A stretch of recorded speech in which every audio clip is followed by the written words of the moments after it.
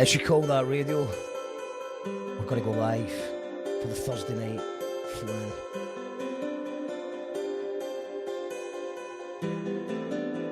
We've got Kevin P. Gilday and Mima Merrow in the house.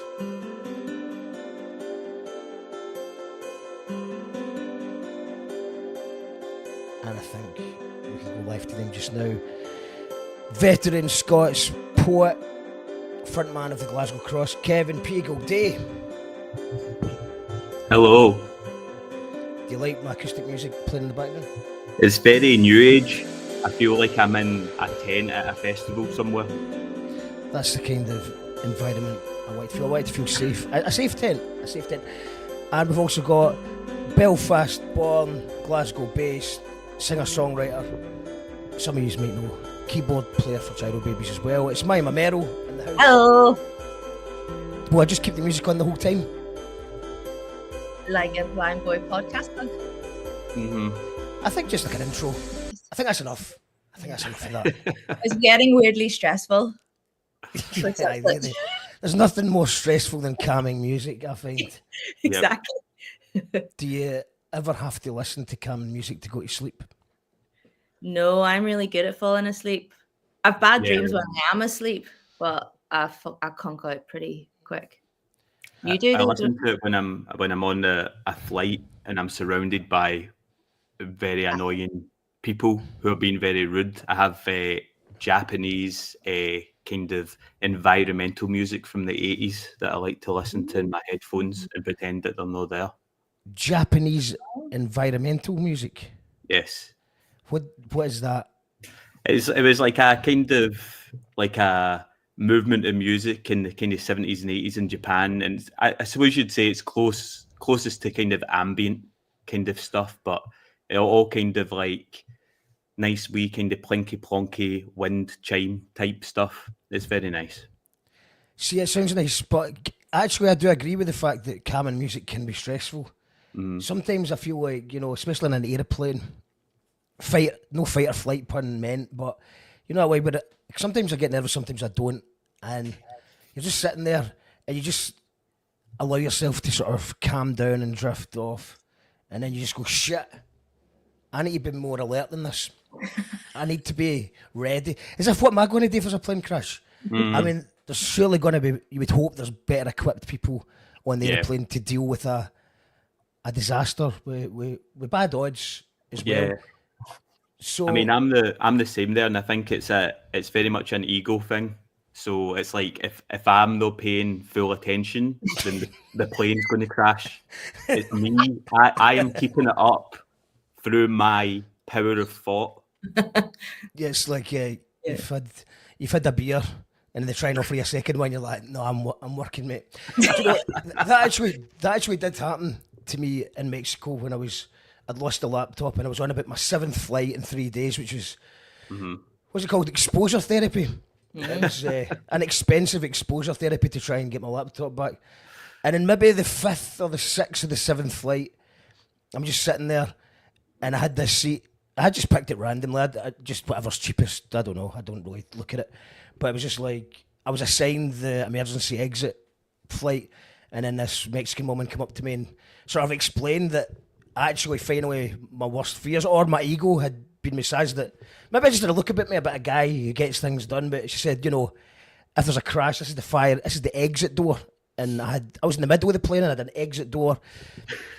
I can't remember exactly what I was meant to do if the worst happened, but I did feel like it strangely gave me a bit of meaning. I think I was a bit drunk as well, but I was just like, I think I've got this under control. Oh. But I'm not scared of flying. I'm scared of boats. I get that on boats. You don't like boats? I hate boats. All your songs are they not all about I sailing know, all away? about the sea. I like being at the edge of it. I don't like being. I can do small boats. I just don't. It's just being on a boat when it's sinking. You were on I booked you to play a boat last year, Aaron. You never mentioned anything about a boat phobia. Oh no, that type of boat's fine. Right. Yeah. It's any boat where like you can go downstairs and be trapped. Any kind of big boat any kind of big boat scenario. Yeah, I was once on a boat that. Like if you're like really far out to sea.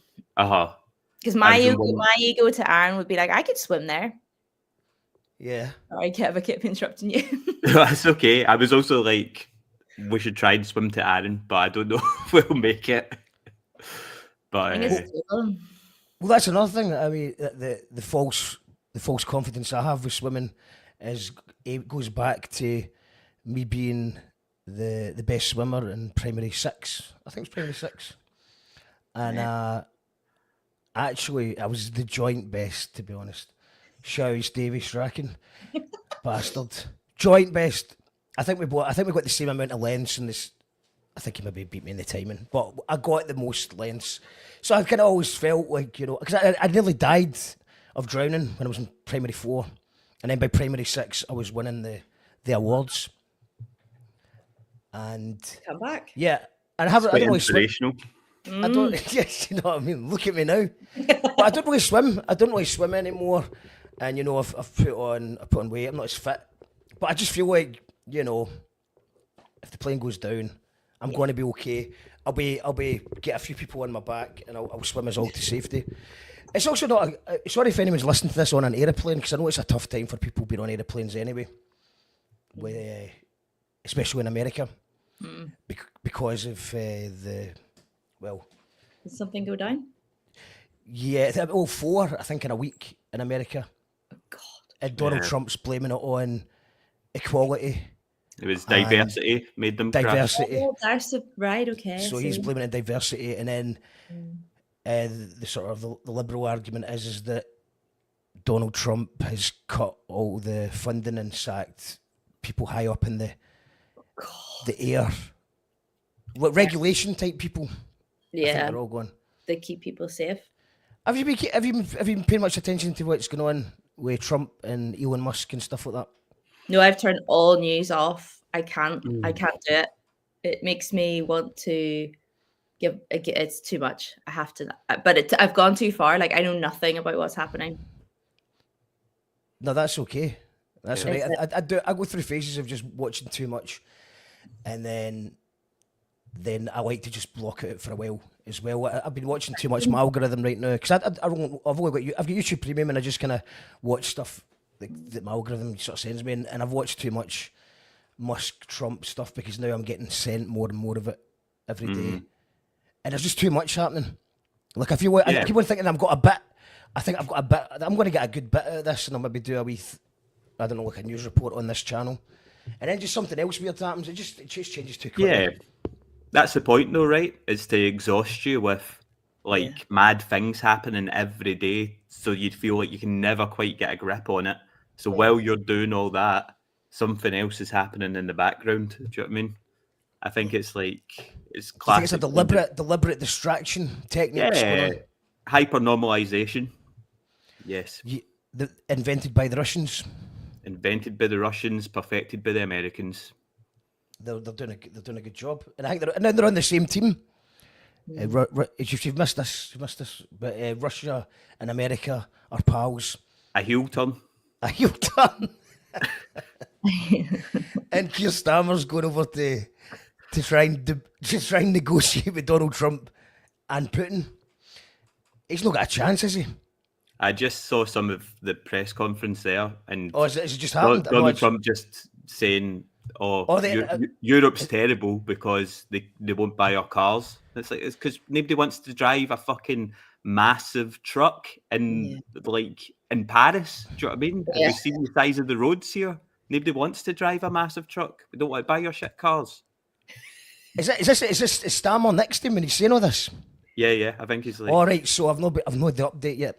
I just knew he was going over there, looking. Anyway, not even gonna get it. Let's change it. Let's talk about music. Let's talk about music. We are playing a double headline show on March the 6th at the Old Hairdressers. Have I got that correct? Yes. And how did you guys meet? Obviously, I've known both of you guys for quite a while, but it's how did you meet each other?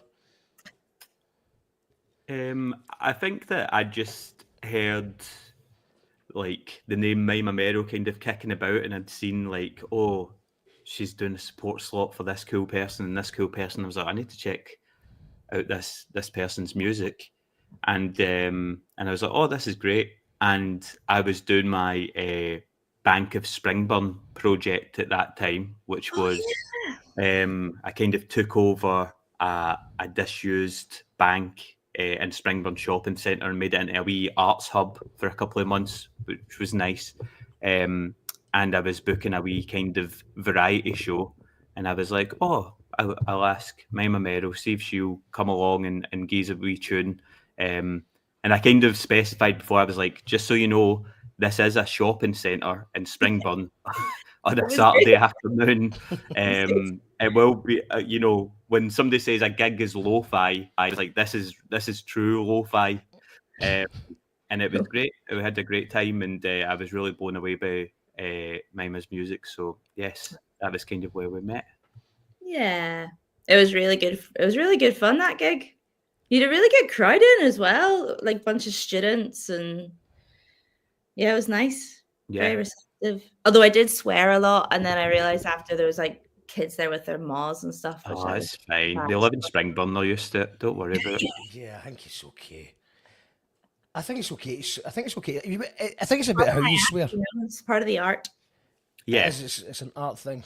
We just have to change our words. We do change words if it's daytime and at a festival. Certain words that are too much swearing, we try and change. But if it's after 8 o'clock at night, then is it me that's the bad artist, or are they being the bad parents? Or good parents? Because this was definitely during the day in a shopping centre. Like I think you're the bad one. I'm the bad one. But like so that's Springburn, and I'm sure you weren't swearing. I've never heard you weren't angrily swearing. I'm sure I wasn't shouting at people. You weren't angrily swearing at the kids. Let's just clarify this here. I was just pointing at them and telling them to. The Bank of Springburn was a great name. I'm really gutted I never made it. It was brilliant. I enjoyed it. I never managed to make it along to them. So is that bank now like a community centre? What's going on? No. I mean, literally the minute we left it, it just reverted back to being an empty building, which is still sitting empty. I walk past it, every couple of days or whatever, and go, oh yeah, that's that place. That's a shame. Yep. There is actually a thing, because I'm ready to fill out my first form. And I've never had the funding before, but I filled out a form the other day. I'm on form. I've mission to fill out forms and try and get funding. Mm-hmm. And I'd noticed, I think I've just missed the deadline for one. It would have taken too much planning. But one of the things was, I think, where they would double the amount if you took over I think like an abandoned building, like a bank or something, but they would double it.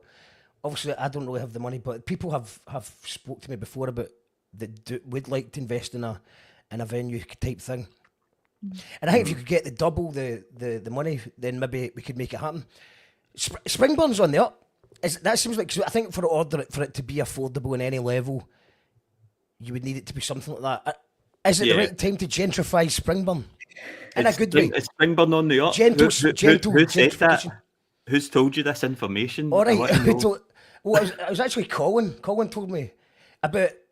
I remember about 8 years ago maybe, he said, do you know what? If I had a deposit, or if you ever get a deposit, you want to invest in Springburn. Denison's too expensive. Springburn's next, that's what you want. And then I've just kind of assumed it's on the... No, it's not like I go to Springburn. So, I'm acting to look, I'm closer to Springburn than I am. But it just seems like, I hear tales of new bridges, tales of new pop-up arts events, takeaways, pop-up, this Bank of Springburn. Yeah. Yep. I mean, I feel like it's me that's gentrifying it single-handedly. And I'm doing it just by existing in the space. Do you know what I mean? Just by walking the streets. Band t-shirts, wearing cool band t-shirts and stuff like that. Exactly. Like, it's just by osmosis. I'm just gentrifying it just by walking about. But no, there's no real kind of. I mean, what about Alex? Alex was doing a thing with a piano dome type thing. Oh yeah. I mean, the auditorium, very cool. Yes, That's great venue, cool. great people. Could you tell us about the auditorium? I've actually no visited it before because it's only opened like certain times of the year and at weekends, and I always seem to miss it. But yeah, they basically made a venue in an old kind of. I think it was for storing grit, which is great in it. Just I mean, it was like a big kind of structure for putting grit in, and then they brought in all these broken pianos and made it into seats. So it's very cool. I think it's more of a summer venue because I think it's absolutely freezing during the winter, but a brilliant thing for Springburn and a great team up there. Yeah, shouts to Alex and all the good work him and his team are doing. Yeah, I've seen the pictures, it looks great. So I'm going to check it out. Hello, Mary. Hello, Jigsaw Tiger. It's let's talk about the Old Hairdressers gig. So he's done a few gigs together, and he's decided it's double headline time. What's the focus on it? I think you've got is it a chance to try out new material, or he's promoting a new thing, or what's going on? For me, it is a chance to the band and I've been rehearsing loads, and we're gonna try out like quite a few new tunes.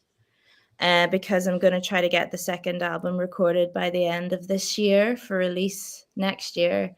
And with the first record, I did it in lockdown. And so like didn't have the chance to like play any of the tunes like for anyone in a room live. So I really want to do it with this record. Plus the new stuff's quite different. Like, not massively. That was a nervous laugh. Did I just pick up on a nervous laugh? Like, are you changing genre? What's going on? You need to go to the gig and find it. Yeah, I would say it's heavier. It's heavier. Yeah, right? Much louder, heavier. It's the weird stuff without me maybe like trying to pull the weird stuff I did before back, maybe. Plus, I've got this big, massive, amazing band now that I can like actually sort of arrange stuff with. Whereas when I did the first record, I did every single thing myself. And then I gave it to a band to try to play. Whereas this time I've got like very cool people helping me make it. How many's in your band? 7. Is it 7? Wow. Is it the same-ish lineup from Aaron? Yep. Yeah, that was amazing. That was really good. It's like that.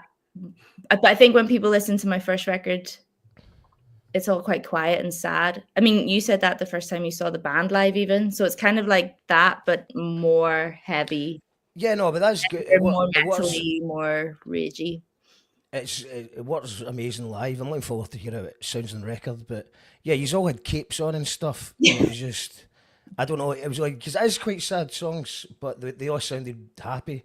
Because it's just, you changed the ways of wearing capes, and all the musicians are great, and you've got like Freya being Freya, and just generally just vibes. It's got vibes going on. Good vibes.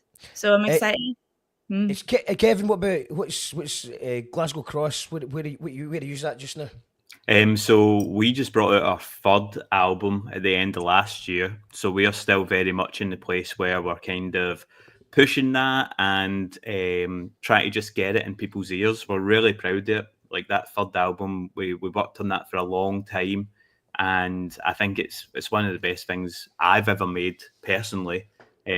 Super proud of it, and I just want more people to listen to it because it's brilliant. It's a brilliant record, and you know how hard it is to get music in front of people nowadays, especially when people have so many options and we're kind of inundated with music all the time. So it's just a chance to play some of these great songs live and hopefully capture people a wee bit. Though there will be a new tune in the mix there as well, which is quite exciting, that we're kind of already thinking about the next album, album number 4, which hopefully we'll kind of get the ball rolling with sooner rather than later, because it feels like we've got some nice momentum now. It feels like we're making great work, and we kind of have the mechanism to do that. That's great, man. I remember I've really got a bad grasp of time since lockdown, so I can't remember when I spoke to you. But I remember interviewing you. I think I interviewed you a couple of times over lockdown era. But I remember the time you were less enthusiastic about the sort of the dynamics of being in a band and how difficult it can be. We were just sort of laughing about how difficult it can be, the herding of cats. Yes. I think that this time round, I've chosen my cats really particularly. Rather than the cats choosing you. Exactly. Yes, exactly that. Used to be, I would just walk into the studio and mark their territory, and they're there until one day they're not. Yes, and I feel like I basically, I mean, there's only 3 of us in the band. There might be more in the future, but there's only 3 of us just now, which makes my life a lot easier. And so what's that setup for 3 of you? Who's doing what? So it's myself on vocals, Ralph is on everything, and we've got Ben on the drums. So we also, we have kind of loops and tracks kind of playing along with it as well. So we're quite kind of synced in with a backing, which is really nice as well. I feel like in terms of rehearsing, it's made everything just so much easier. And also, it's like people don't give a fuck. There's some synth playing in the background. People don't care. Do you know what I mean? It's like it's part of the general kind of experience. And also, we recorded all that music at some point anyway. So it's nice that it's kind of that bringing in that kind of stuff and then kind of overlapping live with it as well. And then for me, it's all about my performance at the front as well, which is all very live and electric. I like it. Yeah, I mean, it's really common these days for when you're dealing with bands, especially if they're coming up from England or whatever, that they're like, yeah, we've got three prices. I can do a solo set, or I can do a small band set, or we can do the full band set. Mm-hmm. Because touring is so expensive these days to make it work. I don't even know how we're going to tour the Gyro Babies album. I'll probably just need to date myself with a backing track, just walk on with a cassette player. Yeah. Press play. That's cool. That's too much. That's too much, though. I think everyone's accepting of a laptop playing some ambience, whether that's keys or a second drum beat. But I like a live drummer. For certain music, it works. Some music doesn't need it. But it's tough. I've been really thinking about the touring, and I just think I'm not going to bother. We've got a few festivals. See how the festivals goes. Maybe I'm just getting a bit carried away, but it just seems like it could be. It's an awful lot of work, isn't it? Yeah, well, I think I'm just. Well, the thing is, I'm trying to reinvent myself as a health guru, and touring was fun when I was younger, just because I was just going out to party and sleep on a floor, and if I did, even sometimes I wouldn't even sleep. But now, you're just thinking, I'm seeing it like potential hangovers already. Mm-hmm. Yeah. Totally. I'm with you. I'm with you. I can only feel like shit so many times in the next couple of weeks or months, and I like it. And we've got right now we've got exactly 4 festivals, and they're all split up with 2 or 3 weeks recovery in between. Perfect. And I think that's the level that I'm at just now. Yeah.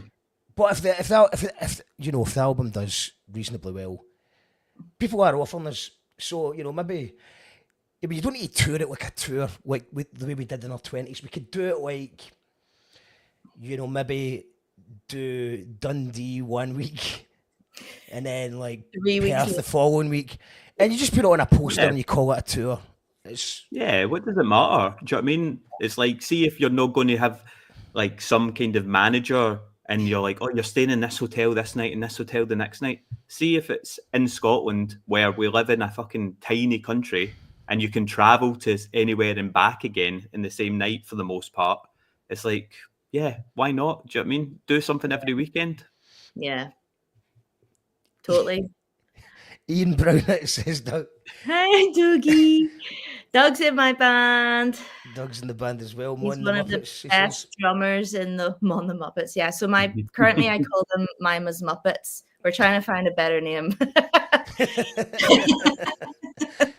It kind of works. It kind of works. Mima Merrow and her Muppets.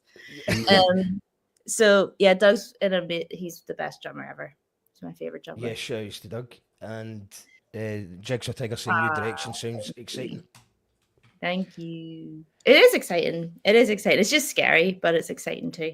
I don't want to do the exact. I was starting to write. I don't know if you guys have had this because you've written loads of albums by now, but I was doing this thing where I was like, I'm pretty much writing the exact same album. Like they're different songs, but it was feeling the same thing. And I was getting annoyed about that, so that I just wrote a few mad ones, and now I feel way more excited about it again. I just don't want to do the same thing. Yeah. Mm-hmm. So, Yeah, that's why I'm killing my band off. That's what I'm doing. yeah. Just kill it. Just kill it off. Die. And, start something new. Yeah. Because obviously we've always been quite a varied band, so that's probably at the heart of our lack of success of that and many other things. But just by changing each song up so that it sounds really different. So if somebody gives you, the majority of people are going to say, check out this band, and they check out one song, and they go, that's absolutely terrible. That's not my music taste at all. Why did that person recommend them? But they've maybe just caught a bad live version or a slow one when they were looking for a fast one. Yeah. But I still do agree that, I felt like we're writing this album that I was trying to write a song for certain people. I was like, the people that like that one will like this one, and the people like that one. Okay. And then obviously there's just a lot of chaotic, weird stuff on it. But it's always been chaotic and weird. So you could go on forever. I just kind of, I feel like I'm done with the name. I'm done with the name. This is I started off as an angry young person, and this is my grumpy middle-aged version of that. And then just kill it with fire, and then maybe do something new. I just have a fast forward to us in like 5 years, and you'd be like, aye, so then we went on one more album. 5 years. Well, do you know what? I've not ruled out. I'm not saying that, I just feel, I've never felt like this before. I just feel like it's the end this time. It's like, it just feels like I'm fucking done with it. It's been a long time. It's too long. It's too long. There's too many. I've seen them come. I've watched them go.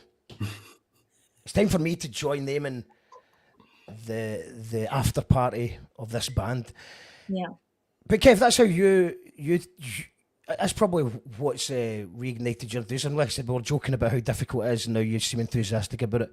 But you went away for a couple of years and focused on your spoken word shows, which you had a lot of success with, which isn't easy to go up to that next level of just being a sort of a poet on the scene, but actually turning that into fringe shows and taking it on tour. I don't know exactly where you went, but I seen you were at Irvine. I know that. You made it to the Harbour Arts Centre. If you can make it there, you can make it anywhere. We get barred for there. So what's the drummer did? The guitarist did. It wasn't actually the drummer's fault, it was the guitarist's fault. Can we talk about that a little bit, and what your spoken word shows were like? How did the tour of the Fringe went, and how it's different to being a band compared to doing it as a solo mission? Yeah, I feel like right away there's a different kind of expectation, because you are in control of everything. You're in control of every element. So those shows, I was writing them and performing them and kind of arranging them. Also, like to a certain extent, producing them as well, kind of doing a lot of my own booking on top of everything. So yeah, it feels really nice to have that level of control as a control freak. And these shows were kind of, obviously people know me from my poetry, and that's kind of, I'm still happy for that to be what I'm known for. But I was working more and more in theatre, and it felt like every time I was writing one of these shows, it was becoming a wee bit less poetry and a wee bit more theatre. And it started to kind of meld into one, which, just happened naturally. But it's been a lovely thing. And yeah, I've toured it. I mean, I've toured these shows all over the UK, all over Scotland, definitely, and certain points, international festivals as well, like some of the fringe festivals in Canada and all the rest of it. So I've been really lucky to be able to have these opportunities, but it's definitely came from just going, I'm just going to do this myself, and I don't need anybody to do it, and I don't need any help. And poetry kind of is quite an independent art form anyway, right? It's like you do the whole thing yourself. You write the poems yourself. You perform yourself. You don't really need anybody else. So it was maybe just taking a wee bit of that DIY ethos and bringing it into the theatre world and kind of combining them. But it's been amazing the last few years. Spam Valley done really well. Took that to the Fringe. It did not do well at the Fringe. It needs to be said. Fucking pain in the arse at the Fringe. But the tour afterwards, amazing. Do you know what I mean? You're at the Fringe and you're surrounded by, millions of people there to see art, and you kind of get fucking 15 cunts in a room to watch you do this amazing show that's got 5 stars. But then you take it to Irvine and there's like 100 people there who just want to see a show because you've brought it to them. So yeah, I think that I've really enjoyed the touring aspect of it as well, even if sometimes you're like, you have to spend your night in a travel lodge in Preston, but these things happen in life. Well, yeah, you wouldn't have enjoyed the successful tour if it wasn't for the horror of the Fringe. Of course, I need to balance these things out. Every few years, I forget. I have this kind of amnesia where I go, it might be all right. It might be maybe I'll have a good time. Maybe I'll enjoy it this time. And then I go there and I hate my life. So this year will probably be one of those years. So look out for that as well. Oh yeah, you're going to go back. Is it long enough past? You're just like, maybe. I think long enough's past where the trauma's kind of died down in my system now, and I need to reinvigorate it. So yeah. I've still never.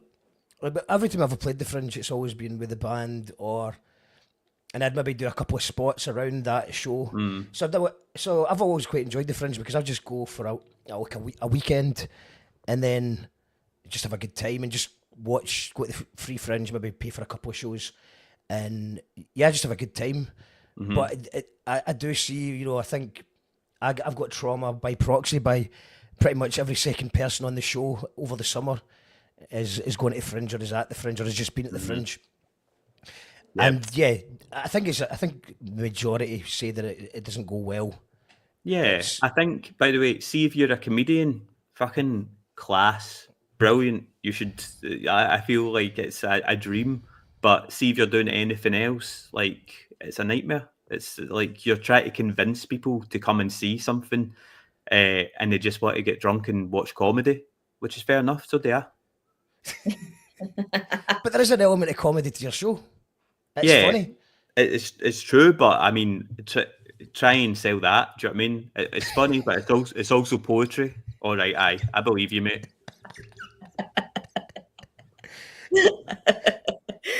Have you ever thought about doing because obviously you're a singer-songwriter, but you're also on your album there's lots of poetry bits, spoken word parts.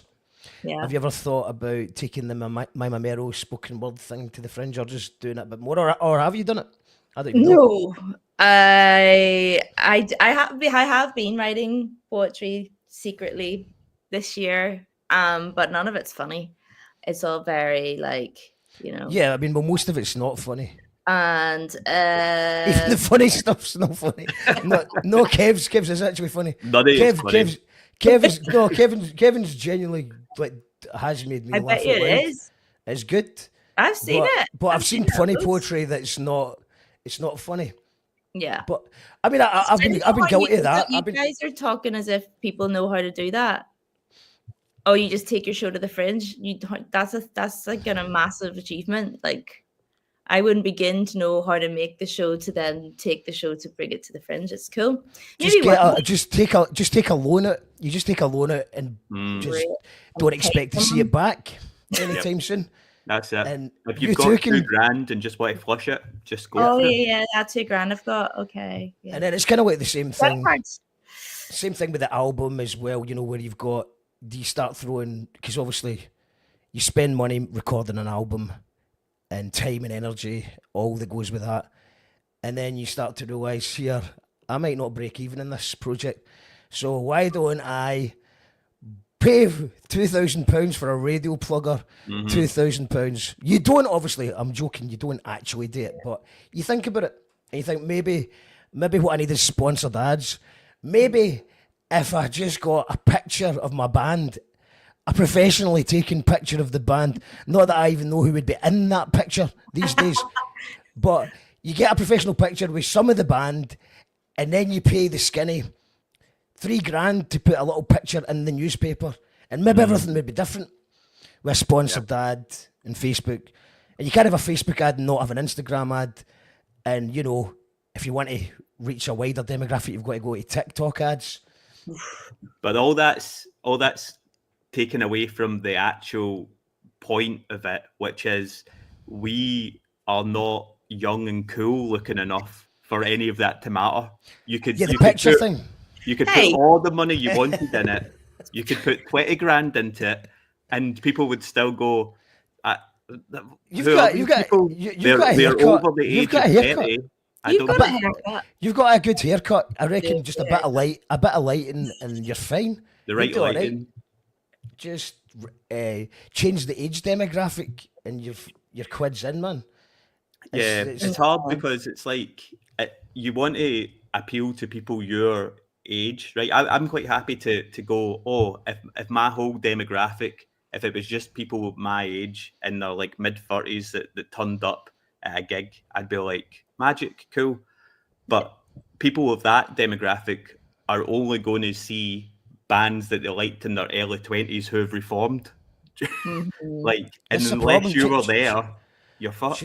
Should there be a rule? Should we ban that? Like, you know, maybe you're allowed one reunion tour every 10 years. I'm very excited, by the way. I hope that this is happening, but the Beta Band are putting out teasers that they're coming back. Now, that's my favourite band, and we've been lucky enough to tour with Steve Mason before, and I genuinely love the Beta Band, and they've not played. They did the last gig. I was at the last gig at the Barras, I'm guessing 2003, and then they've actually just, I've had them on the show and I said, would you get back together? Never. It's never. That will never happen. It's been what he's been saying for 25 years or something. 20 years anyway. And they're allowed to come back. Bring back them, yes. And I think that if they're coming back, they'll be bringing new music. So we need the Beta Band now more than ever. But there's other bands out there, Britpop bands usually, and they do the reunion thing, but then they do the reunion every year.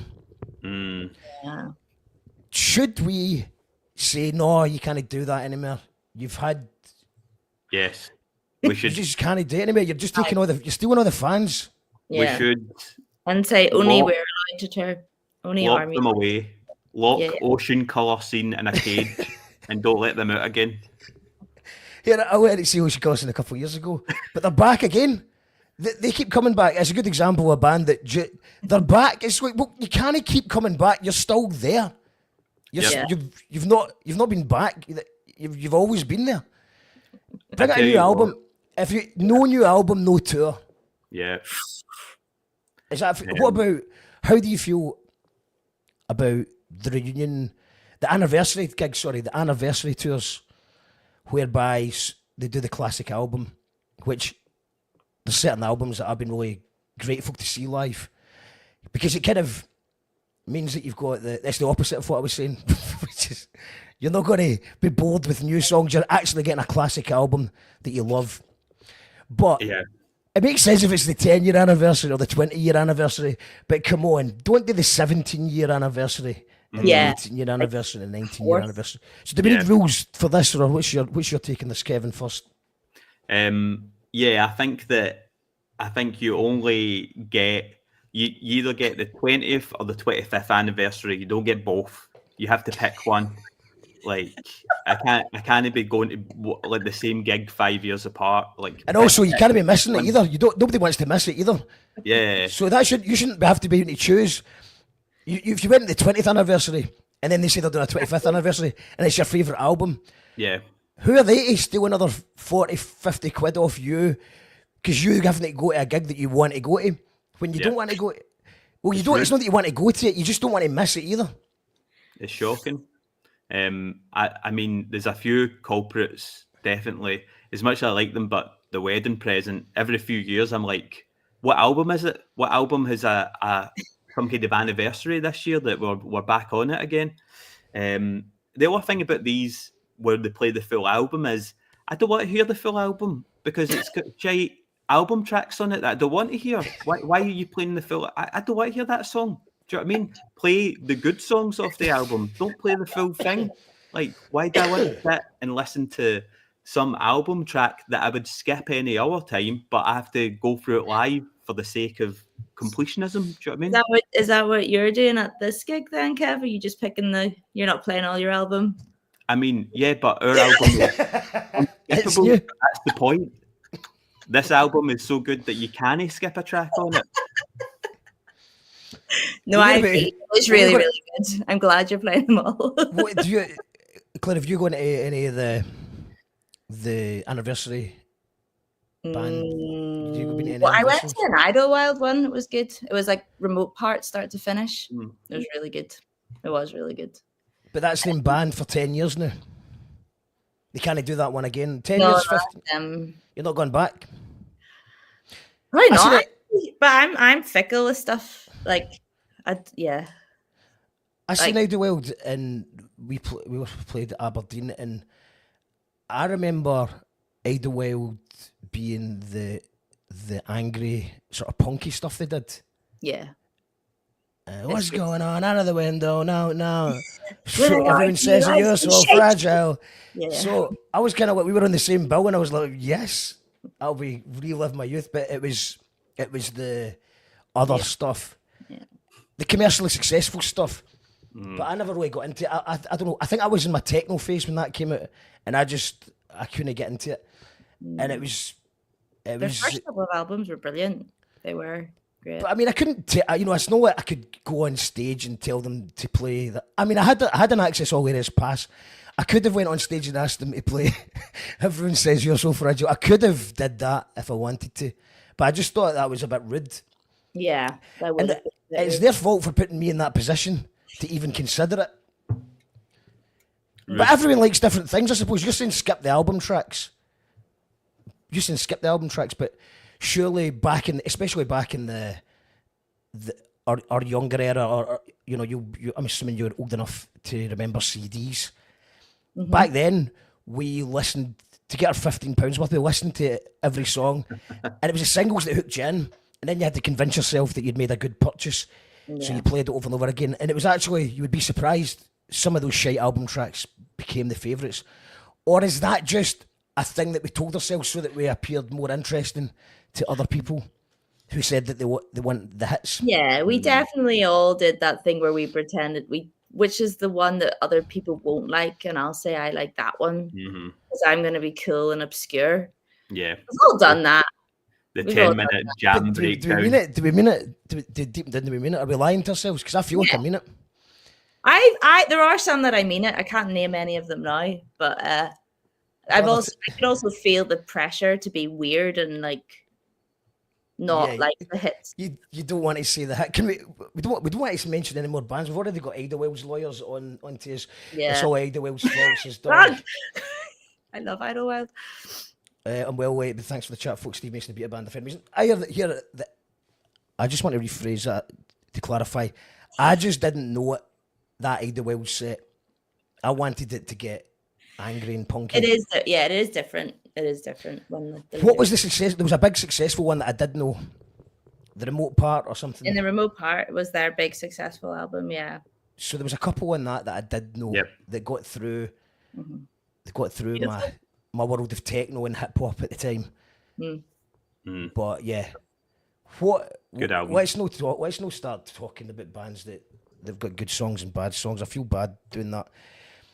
what I would like to do is talk about the Beyond the Cringe. Kevin joined myself and Jim Moaning a couple of weeks ago. This is going to be an audio podcast only, so this is a different audience. It's a different audience. The YouTube people and the audio podcast people.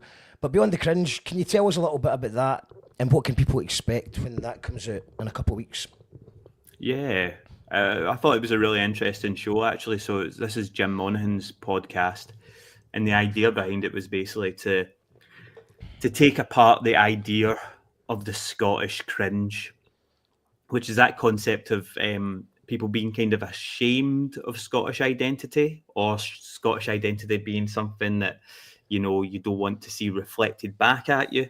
So we really got into that conversation and talked a lot about it through the prism of art and music, obviously, politics, loads of other stuff coming up as well. So it was a really interesting conversation. Myself and who else? Kirsten Innes was in, and Grant McPhee as well. So it was, a really interesting conversation, and people should check out the podcast when it comes out. I don't know when that is, but when it comes out, you should have a look at it. It's up to me. It's up to me. It's up to you. It's up to you. You editing? Jim wanted a few piled up before we released them, but we did another one last week as well. I ended up being a substitute for a guest that couldn't make it. And they're really good. I think that's 3. I think we got 3 in the bag now. Brilliant. Plus an exclusive interview with Jim talking about the concept. Beyond the Cringe, it's probably just going to come on, you call that radio's channel, and it's going to be like one every week for about 4 weeks. It'll be 4-part season Brilliant. type thing. So yeah, look out for that. It's going to be good. I think it's going to be good. How can people check out your music? Claire, you go first. My music, you'll find it anywhere you listen to music. Just there's no other Mima Merrows, so just type that in to Apple or Spotify or Bandcamp. Go to Bandcamp or my website's mimamerrow.com, and I've got an album. Sign up for the newsletter. Please sign up for the newsletter, because we need to, social media is it is on fire. So we need to go back to the old ways of communicating with each other. Yeah. An email like the good old days. Yeah, and I give people cheap tickets and little small things I can if you're on the mailing list. If you're on the mailing list, you can get cheap tickets to our gig next week. I think there's still some reduced tickets available, so people should please come to that. We've been working really hard. I think it is going to be a really good night. Well, I'm going to play Shall We Rest just now, if you want. That's my which was voted. It is my favourite, and it was voted number 3 by the listeners of You Call That Radio as the best song of 2023, I think. That's so nice. Yes. So tell us about this song, and I'll give that a spin, and then I'm going to speak to Kevin, and we'll play a song from Kevin as well. Yeah. So Shall We Rest is a song to I wrote it while I'm in my head a lot, and I have a lot of when you're sitting trying to make your dinner, or you're having a shower, or you're just trying to have a nice time, and your brain starts just trying to tell you, I don't know, all the ways you might die tomorrow, or all the terrible things you've ever done in your life, or, what you should be ashamed of, or just, when your brain really gets at you. So this was a song I wrote for myself and to anyone else who suffers from this, to just tell me to chill out. Just stop doing that if I can. It's called Shall We Rest?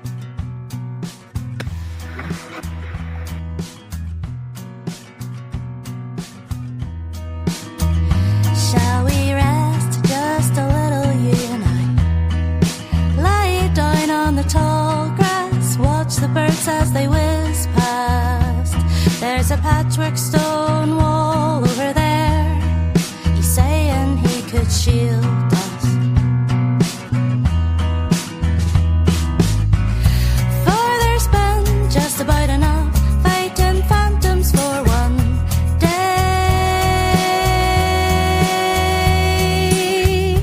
And I have died 1,000 violent ways. Ooh. Ooh. Ooh.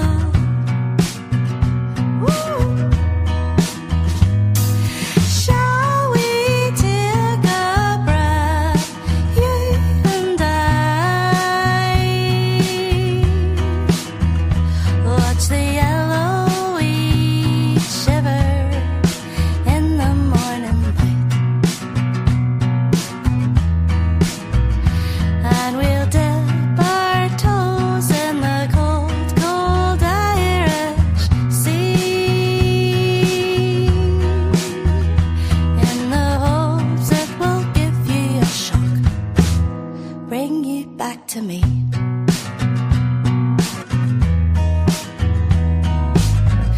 For there's been just about enough fighting phantoms for one day,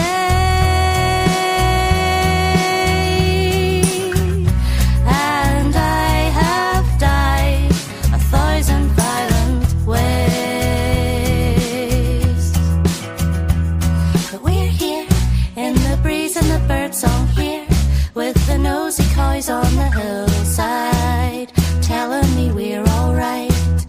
We're here, and the tide is rising around us. When it is high, it'll hide us.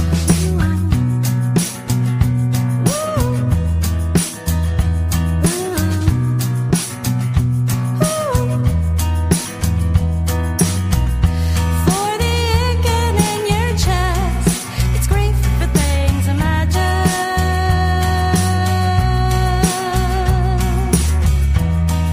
The twisting in your stomach, fear of old time legend. Come on, that's just about enough fighting phantoms for one day,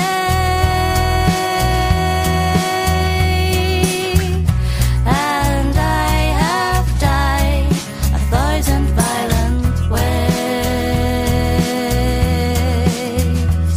But we're here in the breeze and the bird song here, with the nosy coys on the hillside, telling me we're alright.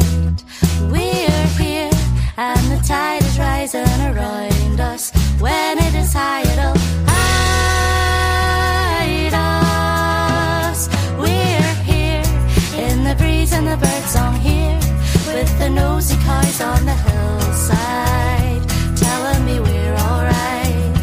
We're here, and the tide is rising around us. When it is high, it'll hide us.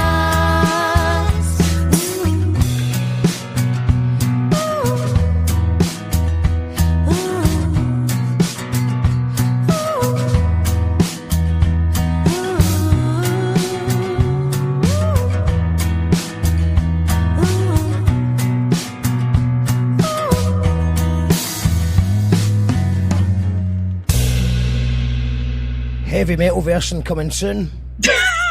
Yeah, it's the new stuff's really different. But yes. Oh no, take that off. Oh, that's all. Hold on, it's playing. It's got that at the end bit. I forgot. Okay, that's a good. It's a good bit though. Chat in the album. Spotify's killing that as well. The skits thing, because Really? you need to put a skit at the end of a song now. You can't put it at the start because people only give you 10 or 20 seconds. Mm-hmm. Yeah. And you can't have a random 1 minute skit in the song because people, it will just recommend that song, or someone just picks a song at random. Yeah. That's why I then had to do that, yeah. Yeah, exactly. I've had to do that for the new album as well. I don't like it. And I didn't want to put skit in brackets either. It also killed another thing that annoys me. Spotify killed the album. It's actually a lyric in the new album that it will be on Spotify eventually, I'm sure. Fucking hell. But they killed the secret track. Yeah. Because you can see it. Remember, it used to go silent at the end for the last song and then something wacky. But that's gone as well. Bastards, eh? What can we do? What can we do? I mean, I think I'm going to do is you only get to hear the album if you buy it in Bandcamp or you buy a CD or a vinyl for a while. How long can I do it without flinching? Is what I'm thinking. And I'm just going to... we've got put a new single out today called The Catch on Spotify. But it's not all about me. That's I want to know great. what you think about it. But it's tough because ideally I want everyone to listen to the album as a one thing. But you've got to get the hype going for the album, so you can't do that. So what my plan is, I've got another single, the actual, I mean, it's a bit of a weird song to have as a single, I know that, but the second verse goes on way too long. But I was like, why am I cutting this? Just because it should be shorter. I just thought, no, I'm going to keep that weird second verse long. But the next song is her Fancy Man. And that comes out on the 12th of March or something. And that should have a music video. And it's actually got a na-na-na. A sing-along na-na. But, so it's an actual real singles coming out soon. So don't worry, I've not lost my mind. We have got a song. We've got one. And it's coming out next month. But, and the only way you're going to hear the album is if you actually pay for the album. And then I'll probably flinch a bit, because if you've got an album, you just want everyone to hear it. Yeah. And unfortunately, most people listen to it on Spotify. What are we going to do, Kev? How do we fix this? I mean, we don't, to be honest. Unless there's the fall of capitalism, then it's going to just keep on getting worse, because people are now completely trained to think that music is something that they have for free, that it's something that they are given, and that they need to be given new music regularly. And it, you know, I totally get it. And some people are doing the thing where they put out a single every month or whatever. It's no for me. I came from the album being sacred, and it still is for me. I still think of it as a whole piece of art. You know what I mean? It's that thing of, you know, I make hour-long shows, and it's like you have to take people on a journey throughout that show.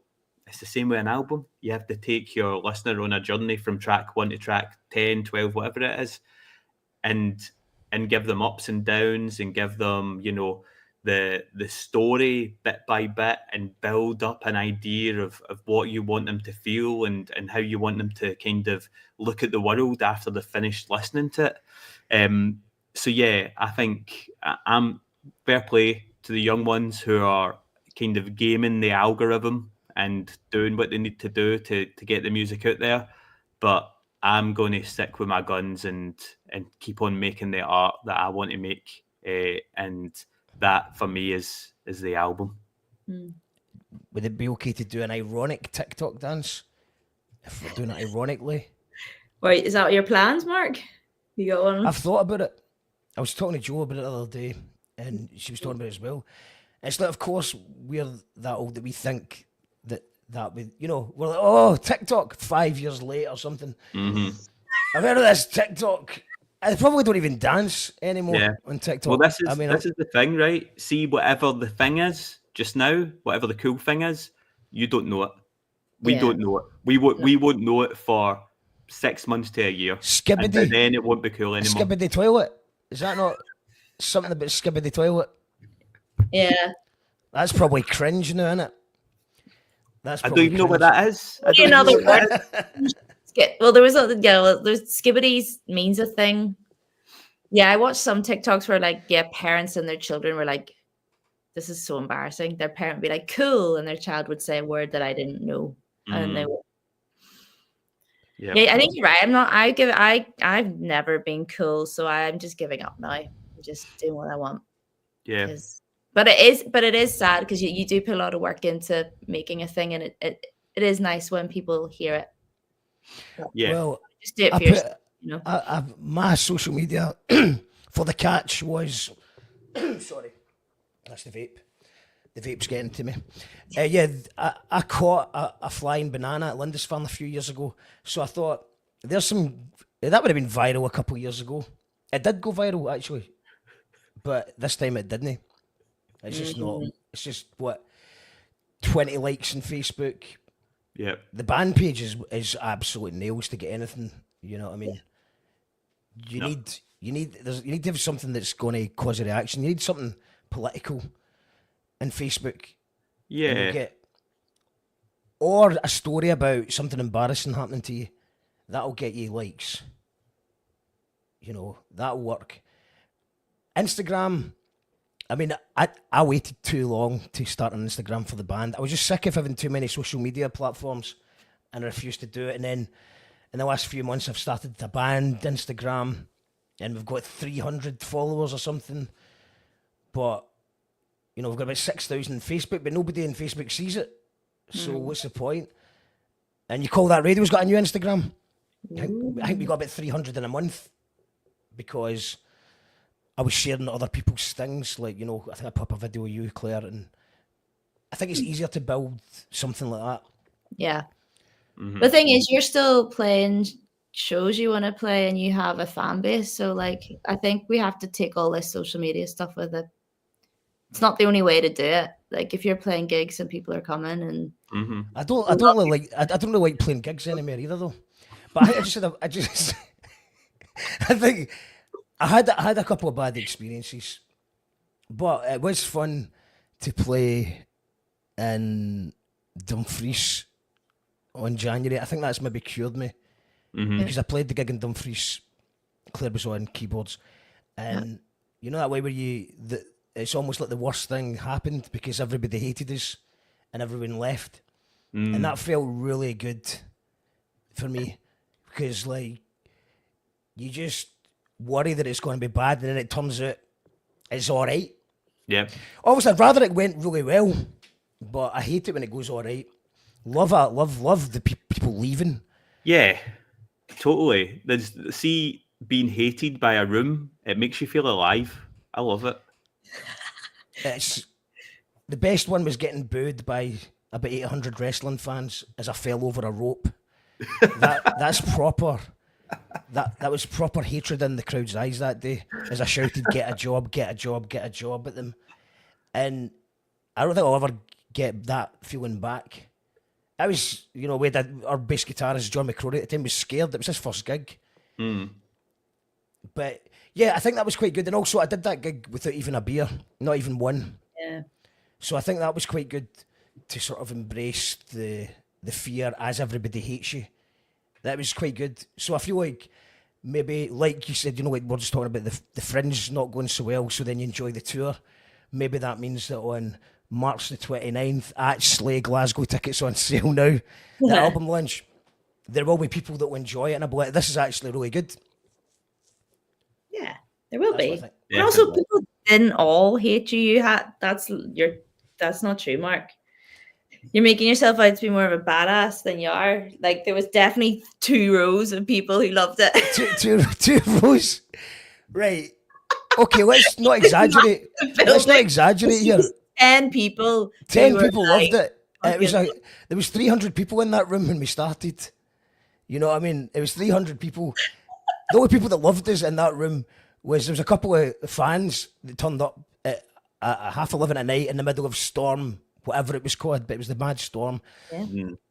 But the only people that really loved us was the people that were tidying up because they were, this is great. They were all tidying the tables up early, and everyone got to go home at midnight rather than probably 12:30 it would have taken to tidy it up without it. But I mean, I don't take that personally because it was just we were not the right band at the wrong place or the right band at the wrong time. Yeah. We'd been on after. We're on a Burns night. It was a really nice Burns night. It wasn't an alternative Burns night.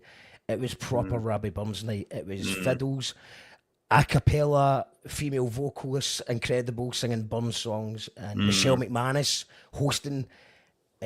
Wow. Mellow party. John McMustard was doing a great folky type vibe. There's a choir. And yeah, it was just a good Burns night, and then we just ruined it. We just ruined the whole vibe, and I did kind of enjoy it a wee bit. Yeah. Because it's like the worst happens and it didn't matter. Yeah.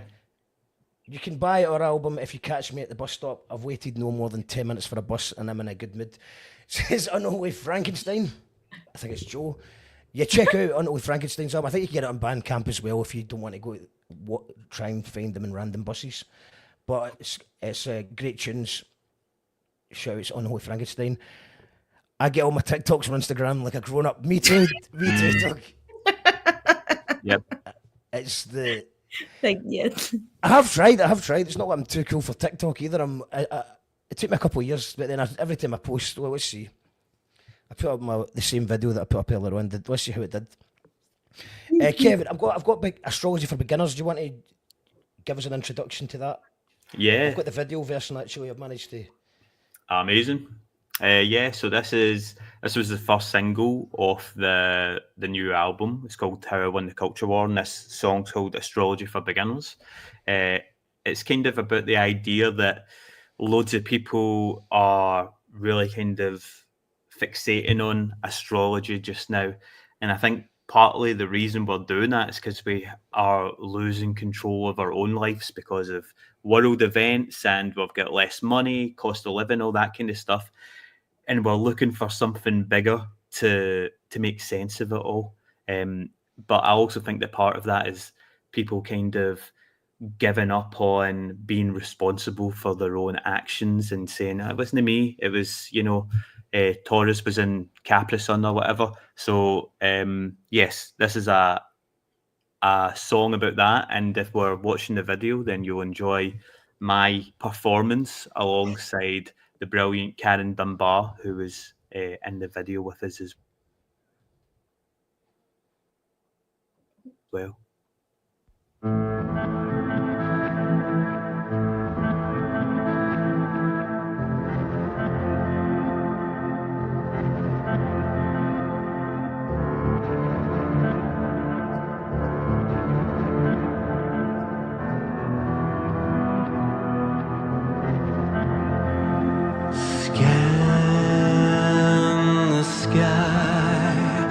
Translate the moon.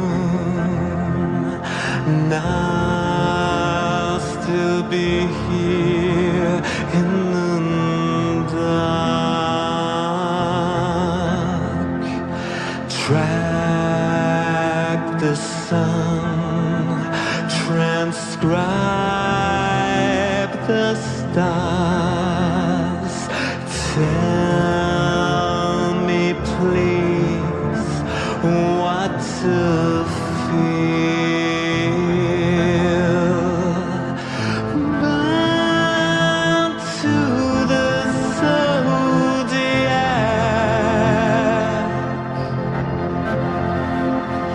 How do you expect me to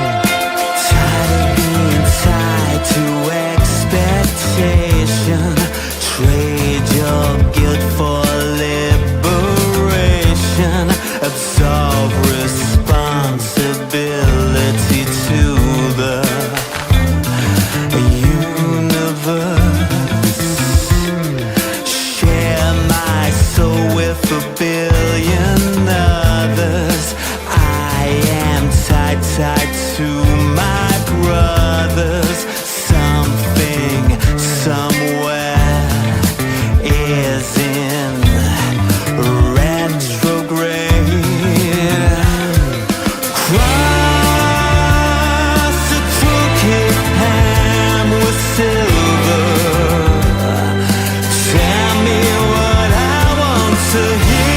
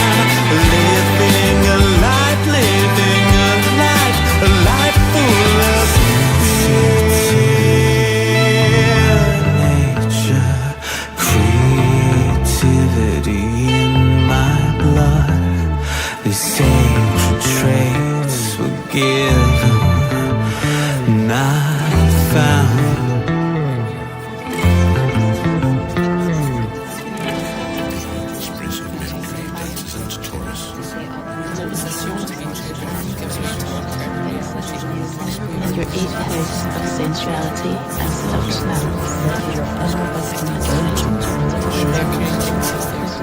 The world will still be out there waiting for you.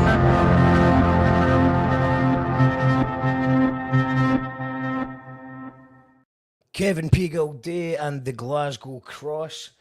And if you want to see Kevin and Mima Merrow play with both their bands, go to Old Hairdressers on March the 6th. And Kevin, I think, has kindly sent me a discount code, which I've put in the comments here. So you get a discount ticket here for watching the show. Just click that link, and I think you get it at half price or something like that. I'm not sure. But I'm going to use that link myself because I'm wanting to check out the new sound from Mima Merrow and hear the new album from Kevin P. Gilday and the Glasgow Cross. Also, while I've got yous, we have hold on, I like stargazing, astronomy and astrophysics. Yeah, what's going on tonight at the Planetary Parade? I think it's tomorrow, or is it tonight? There's going to be 7 planets, or 9 planets, I don't know. I think there's a lot of planets in the sky if you live somewhere rural with no light pollution, which kind of rules me out. But I hope that you get to see the planets. I hope that the sky stays clear for you and you get to take some medicinal mushrooms.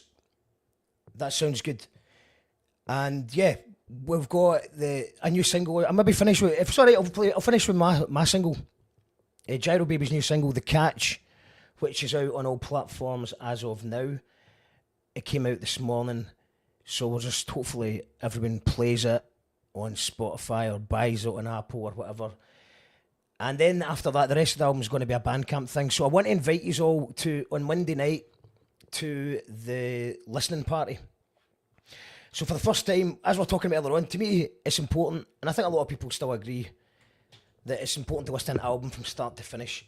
So on Monday night, the first time ever, and probably for the last time, for a while, you can listen to the album from start to finish. So let's see, here is the link. So that's it. If you click that link right now, there's a button to RSVP. Don't ask me what RSVP stands for. I think it's Latin for I'm gone. But that's where to listen to our album. 8 o'clock Monday. It's the album from start to finish. Dreams Are Mental. A lot of time, energy and money's went into making this as good as album as we could. And I think I'm proud of it. I think I need some validation first, but I feel like it's a good album. So please click that link and join us on Monday. It's free to listen. And hopefully that inspires you to come along to the live gig on March the 29th at Slay. We've already announced Ocean Views as support. We've got CCTV hosting a Scheme Hing Cypher with a few different rappers. And then we've got another special guest that I can't tell you who it is yet, but that'll be announced very soon. And then the after party's 10:30 till 3. If you want to stay out all night, you can. But if you just want to stay for the first hour, because the first hour is Yoko Pono's Mobile Disco, and they're incredible. They're going to be doing a DJ set with live fiddles, and they're amazing. So I'm absolutely delighted that they're going to be joining us as well. So that's March the 29th for the big launch. But come along to the free listening party on Bandcamp on Monday, 8 o'clock. I hope you can make it for that. And I'm going to just play the tune, the new one, if that's all right with you guys. I know it's not about me. This is about Kevin P. Gilday and Mima Merrow, but we've already played their songs. So let's hold on, I need to do something. So I'm really excited to see Mima Merrow and Kevin P. Gilday at the Old Hairdressers. But I just thought I'd play this song from us to just close the show out. Oh, it's too large. I can't. Do you know what? I can't do it. The file's too large. And I've got a new setup, so I can't play things off Spotify or YouTube without it sounding like it's underwater. So what you can all do is just go to YouTube, type into YouTube or Spotify or Apple or the best platform for you. It's called The Catch by the Gyro Babies. It's out today. If you enjoy it, please give it a share. And join us for the album launch on Monday. And I hope we'll see you at Kevin P. Gilday and Mima Merrow's show on March the 6th. Thank you to both guests. Always a pleasure to speak to both of them. That's the end of the show. Bye.